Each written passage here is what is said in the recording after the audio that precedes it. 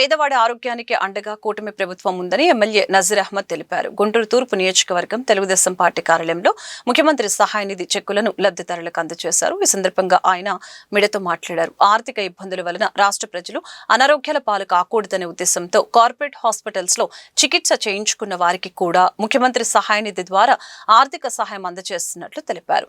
PPP mode లో medical కళాశాలని ప్రైవేటీకరణ చేయడం ద్వారా అభివృద్ధి చెందుతుందని కూటమి ప్రభుత్వం మంచి నిర్ణయం తీసుకుందని చెప్పారు. ఈ విధానాన్ని వ్యతిరేకించే జగన్మోహన్ రెడ్డి సైకో బ్యాచ్ అర్థం చేసుకోకుండా ప్రజలను తప్పుదోవ పట్టిస్తున్నట్లు మండిపడ్డారు. కూటమి ప్రభుత్వం ఏర్పడినప్పటి నుండి పెద్ద ఎత్తున పేద మధ్యతరగతి ప్రజలకు వైద్యం భారం కాకూడదనేటువంటి ఆలోచనతో వారికి అవసరమైనటువంటి వైద్య సదుపాయాలను ప్రభుత్వ ఆసుపత్రుల్లో ఒక పక్కన ఇస్తూనే ఎవరైనా అత్యాధునికమైనటువంటి వైద్యానికి అవసరమైనటువంటి కార్పొరేట్ ఆసుపత్రుల్లో వైద్యానికి వచ్చి వారి దగ్గర ఆర్థిక స్తోమత లేక ఇబ్బంది పడకూడదు అనేటువంటి ఆలోచన పెద్ద ఎత్తున ఈరోజు రాష్ట్ర వ్యాప్తంగా ముఖ్యమంత్రి గారి సహాయాన్ని ద్వారా దాదాపు ఇప్పటికే 560 కోట్ల రూపాయలు రాష్ట్ర వ్యాప్తంగా ప్రజలకు ఇచ్చినటువంటి పరిస్థితి.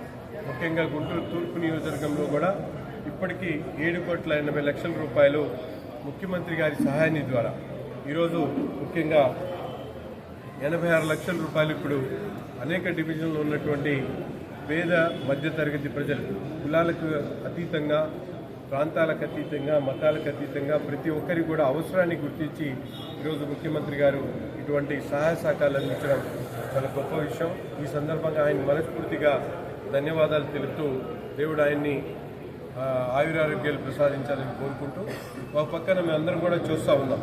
ముఖ్యంగా పీపీపీ విధానంతో ఏదైతే కళాశాలలు నిర్మించేటువంటి ఆలోచన ముఖ్యమంత్రి గారు చేశారో దానికి ప్రతిపక్షాలు గగ్గోలు పెడుతున్నటువంటి పరిస్థితులు ఉన్నాయి. ఎందుకు గగ్గోలు పెడతా ఉన్నాడు జగన్మోహన్ రెడ్డి గారు అని ఒక్కసారి రాష్ట్ర ప్రజలు ఆలోచించాల్సినటువంటి అవసరం ఉంది. కట్టబోయేటువంటి ఆసుపత్రులకు సంబంధించినటువంటి కమిషన్లు దండుకొని తిరిగి ఆ కమిషన్లు ఇచ్చినటువంటి కాంట్రాక్టర్లు ఎక్కడ అతన్ని నిలదీస్తారనేటువంటి ఆలోచనతో ఈరోజు తనకు ఉన్నటువంటి సైకో సైన్యాన్ని వాడుకొని ఈరోజు రాష్ట్రం మొత్తం కూడా సంతకాల సేకరణ పేరుతో గగ్గోలు పెడుతున్నటువంటి పరిస్థితులు ఉన్నాయి. ఇప్పటికైనా రాష్ట్రంలో ఉన్నటువంటి ప్రతి ఒక్క చదువుకున్నటువంటి వ్యక్తి, ఆలోచించేటువంటి వ్యక్తులు, మేధావులు, అలాగే అనేక మందికి